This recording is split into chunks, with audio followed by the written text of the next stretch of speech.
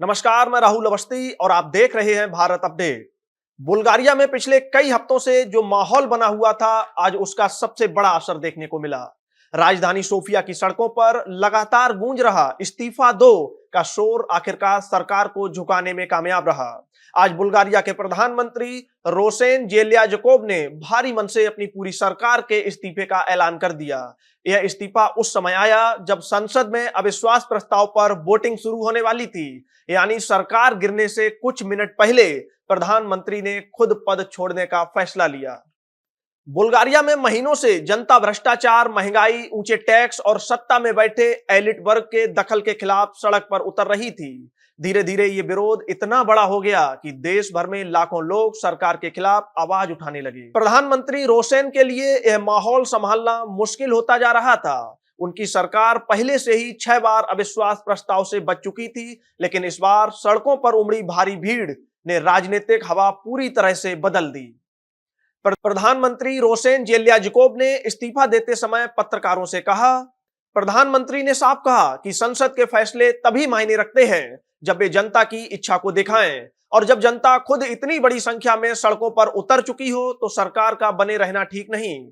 उन्होंने यह भी माना कि शायद उनकी सरकार अविश्वास प्रस्ताव में जीत जाती, लेकिन उन्होंने कहा कि जनता की आवाज ही सर्वोच्च होती है, सत्ता वहीं रहनी चाहिए जहां समाज चाहता है। इस राजनीतिक हलचल की टाइमिंग भी बेहद खास है, क्योंकि सिर्फ कुछ हफ्तों बाद यानी 1 जनवरी को बुल्गारिया यूरोजोन में शामिल होने जा रहा था। यह देश के लिए सबसे बड़ा आर्थिक और राजनीतिक पड़ाव था, लेकिन उससे पहले ही जनता का गुस्सा इतना बढ़ गया कि सरकार को हटना पड़ा। पिछले 4 सालों में बुल्गारिया 7 राष्ट्रीय चुनाव झेल चुका है। इससे साफ पता चलता है कि देश के भीतर राजनीतिक अस्थिरता और सामाजिक विभाजन कितना गहरा है। अब सरकार के इस्तीफे के बाद क्या होगा? संवैधानिक प्रक्रिया के अनुसार संसद में सबसे बड़ी पार्टी को नई सरकार बनाने का मौका दिया जाएगा, और अगर वह भी नाकाम होती है तो राष्ट्रपति खुद अंतरिम सरकार नियुक्त करेंगे और देश को नए चुनाव की ओर ले जाएंगे।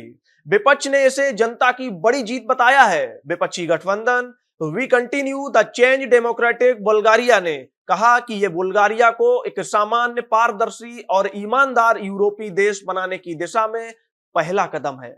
उन्होंने साफ कहा कि अब जरूरत है निष्पक्ष और पारदर्शी चुनावों की, वैसे चुनावों की नहीं जिन पर धांधली के आरोप लगते रहे हैं। दूसरी तरफ राष्ट्रपति रूमेन रादेव पहले ही सरकार को हटने की सलाह दे चुके थे।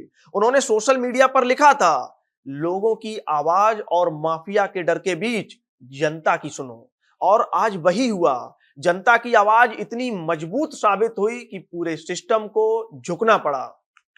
फिलहाल बुल्गारिया एक बार फिर राजनीतिक अनिश्चितता के दौर में है, लेकिन जनता का संदेश साफ है, हमारी आवाज को नजरअंदाज नहीं किया जा सकता।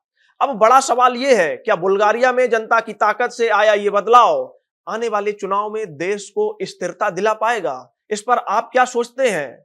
क्या एक और चुनाव देश को सही दिशा देगा? मेरा ये आपसे सवाल है।